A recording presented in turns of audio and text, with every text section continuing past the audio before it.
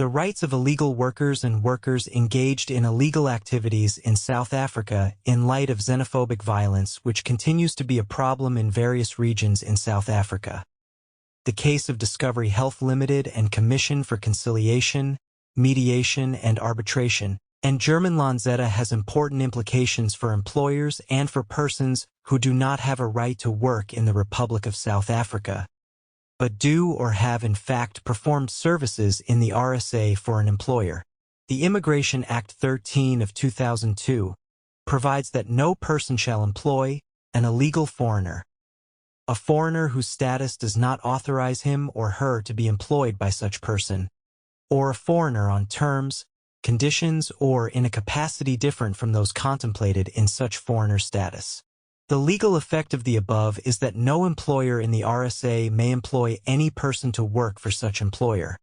unless that person is either a South African citizen or that person has a work permit allowing him/her to work in the country. In the normal course, an employer will ensure that any employee who is not a South African citizen has a valid work permit entitling him to work in the RSA before offering the employee employment. However, some employers either do not satisfy themselves that the employee is legally entitled to work in the RSA, or deliberately flout this restriction. It is often in the latter case that persons working in contravention of Section 38 of the Immigration Act are taken advantage of by unscrupulous employers who fail to provide these employees with the minimum entitlements to which employees are entitled in terms of employment legislation. For the purposes of employment legislation, an employee is defined in the Labor Relations Act as any person, excluding an independent contractor who works for another person or for the state and who receives, or is entitled to receive, any remuneration, and any other person who in any manner assists in carrying on or conducting the business of an employer. Prior to the Lanzetta judgment, the definition of employee as set out above was interpreted to mean only a person who was employed under a legal contract of employment, which excluded illegal foreigners.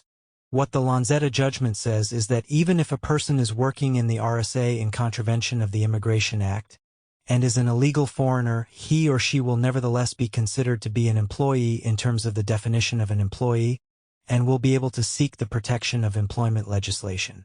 An illegal foreigner can also now approach the CCMA or the labor courts for relief and for enforcement of his or her rights as an employee. The moral, ethical, and societal consequences of this judgment may be far-reaching. Some of the benefits may include reduced levels of xenophobia,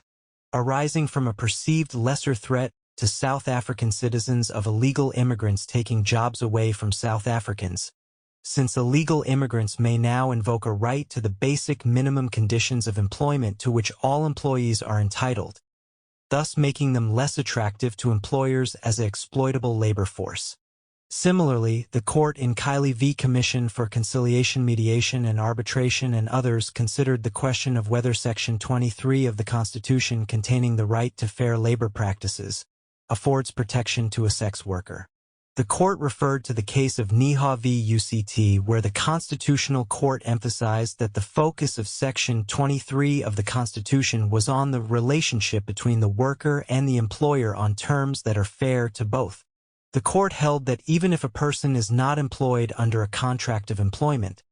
it does not deny the employee all constitutional protection because their employment in many respects mirrors those of people employed under a contract of employment. Therefore, the constitutional right to fair labor practices vests in everyone, and includes not only parties to a contract of employment.